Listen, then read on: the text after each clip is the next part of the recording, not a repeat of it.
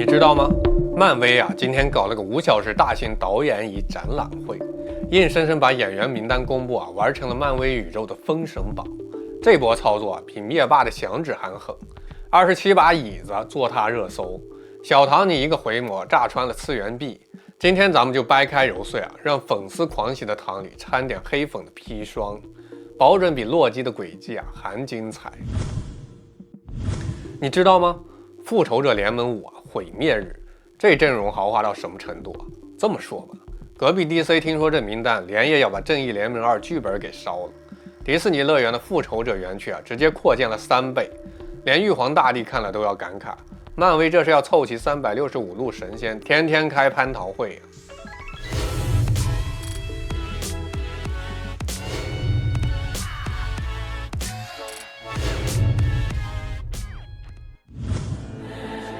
大家好，欢迎来到老友记，我是大钊。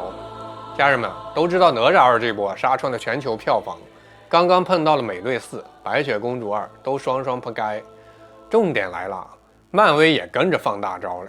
凌晨4点啊，拉着全球粉丝集体修仙看直播，全程5个半小时啊，就为了看27把椅子。知道的这是官宣阵容，不知道的还以为迪士尼收购了宜家呢。玩笑归玩笑啊。话说这复联5官宣阵容，那可是漫威憋了5年的大招，27位英雄啊集体亮相，堪称超级英雄版的《水浒传》。光是椅子排名的直播啊，就整了5个半小时，咱中国观众啊看得眼熟啊。这不就是梁山好汉排座次，漫威版的天罡地煞吗？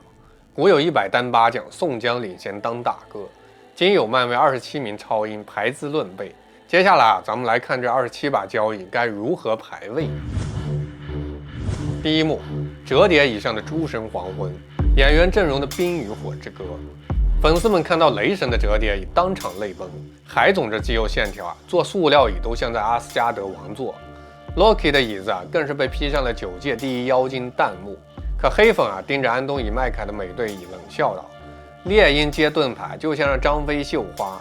这美队4.0啊，恐怕要演成美国队长之我在复联当社畜了。”凡妮莎·科比演的隐形女跟纳摩的跨物种恋情，活脱脱漫威宇宙的白素贞与许仙嘛。要知道，在漫画里，他俩可是有过海底定情的名场面。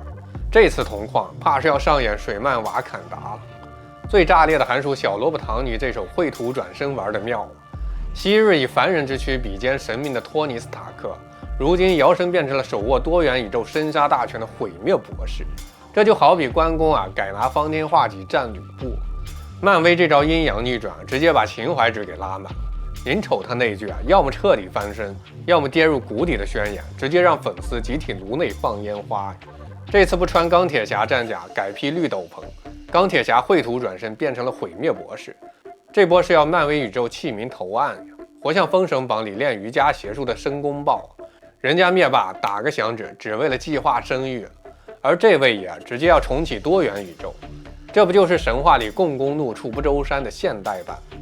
黑粉也在忙着翻旧账，托尼·斯塔克纹头长草都他妈3米高了，现在改行当反派，编剧怕是喝了奥创泡的茶吧？佩德罗·帕斯卡演的神奇先生啊，跟唐尼的毁灭博士名字紧挨着，这分明是导演在玩宿命对决的梗。建议两人啊对战时来段京剧武打戏 ，BGM 就放林冲夜奔，绝对文化输出的新高度啊！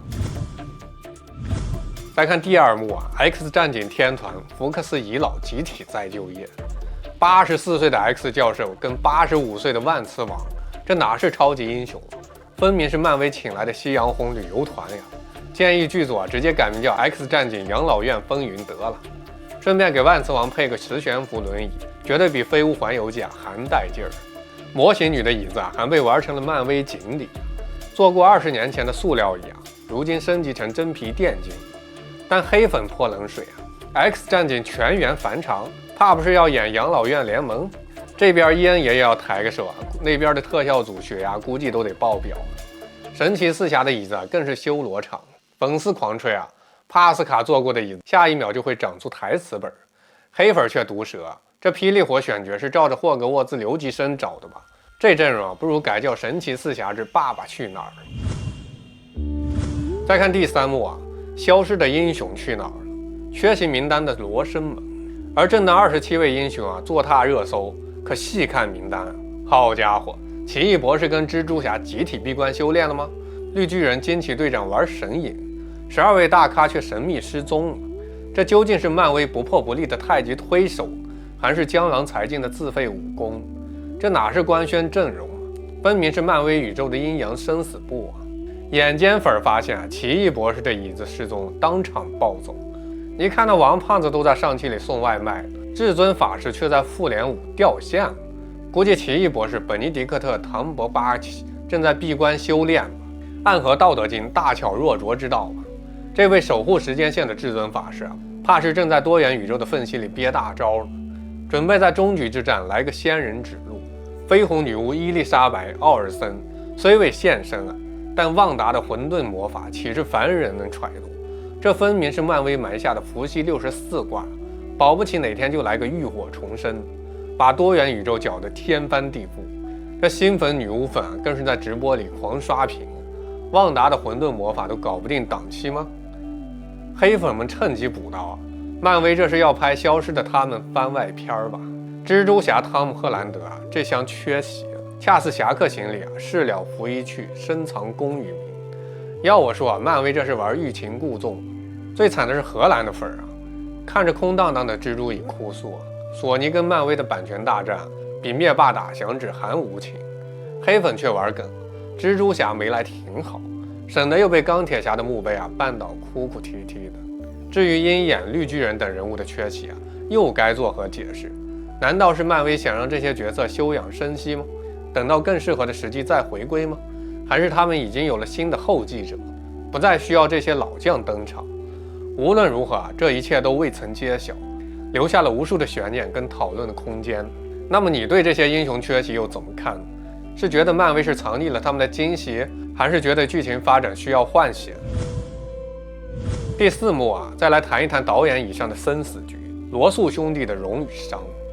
听说罗素兄弟要回归粉丝秒变预言家，美队2的谍战加复联4的悲壮，这次要虐哭全球纸巾厂了。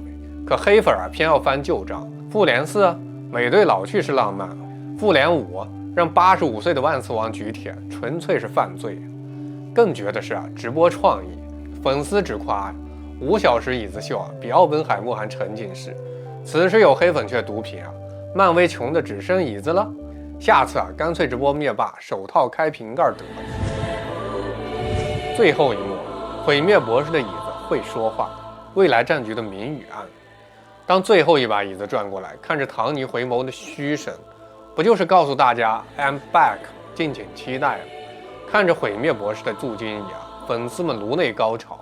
唐尼这是要上演我曾踏足3巅，也曾跌落谷底的哲学大戏。但黑粉算起了经济账，给他一个人的片酬够拍整部上汽2。